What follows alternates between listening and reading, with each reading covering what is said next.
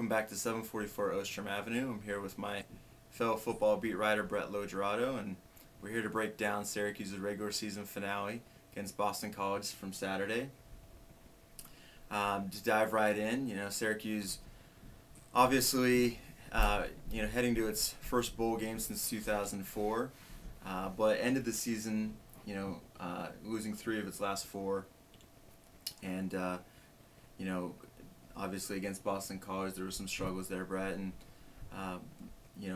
what were some of the things you saw Saturday, especially on the defensive side for Syracuse, how they were unable to stop the run? Yeah, it's been a recurring theme throughout the season, and we saw it again Saturday. It was more pronounced, and Syracuse has allowed 8 rushers to gain 80 yards or more out of its 12 opponents this season, and Andre Williams just kind of ran all over the SU defense Saturday. It's pretty simple, and when a team collectively runs 50+ times against you, they know the blueprint to beating you, and it's definitely something that SU has to figure out before the bowl game. How they're going to stop this rushing attack against them. That's been such a big weapon, especially lately against them. You saw it with UConn with Jordan Tiedemann. You saw it with Louisville with their backup running back in Jeremy Wright, and you saw it again with their backup with BC's backup running back in Andre Williams. So it's a recurring theme that needs to be addressed for SU to be competitive in whatever bowl they go to later this month. Yeah, and you mentioned that Syracuse has even struggled against some of the backups that they've faced this season. Obviously, Andre Williams, a freshman, was filling in for Montel Harris, a 1,000-yard rusher, and they pounded the ball to him 42 times. And obviously, that's been a weakness that a lot of teams are starting to key in on.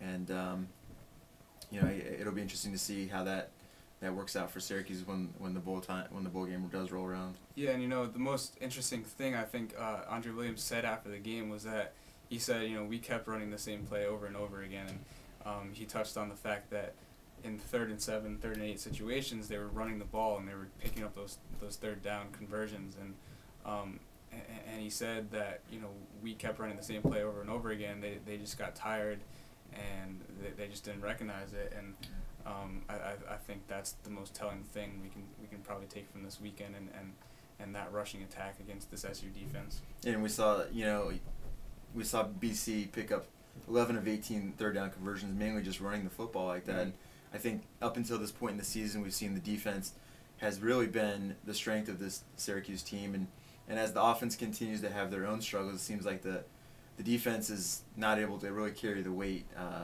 Would you say that the defense is starting to bend a little bit with the way the offense has performed? Yeah, I mean, I still think the defense is definitely the strong point of this team. I think that they had a little slip up. They have had a few slip ups, but touching on that offense that you mentioned, it's just been wildly inconsistent, pretty much all season, and especially in the last few games. We've seen signs all season, and we probably should have recognized them.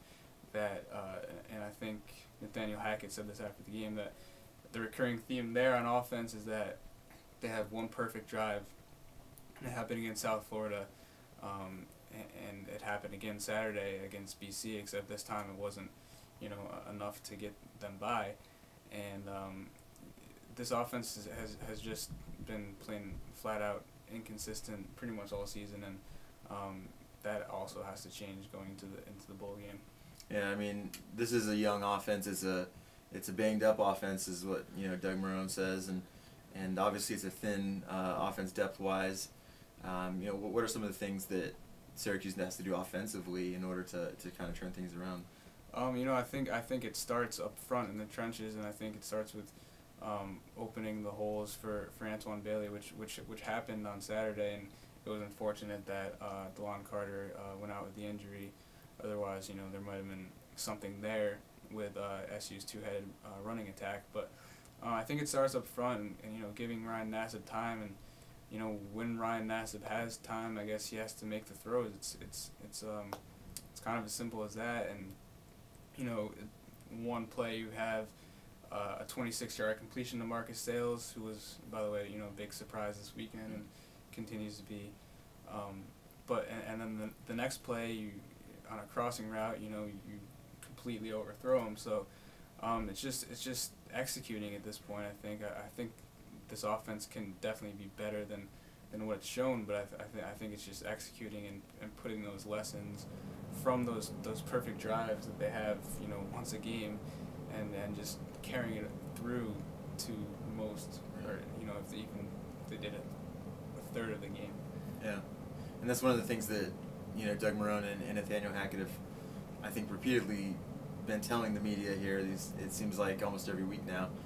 They say that the opportunities are there, and the game preparation is solid, but it's just not executing on the field, and that's something that with a young team, Syracuse does have a number of first-year starters and a number of young guys that are unfamiliar with the offense that they're running, and there's going to be some adjustments, and I think at this point in the season, Syracuse having played so many games in a row without really a bye week to really take a step back and get adjusted, I think that those type of things are bound to happen, and it'll be interesting to see how the offense is able to respond in a bowl game when they have a few weeks to rest, a few weeks to game plan, and are able to go out there and execute like we have seen them do at times this season. So that's it for this edition of On the Beat. Be sure to check back at dailyorange.com within the next week or two when Syracuse finds out which bowl they'll be playing in.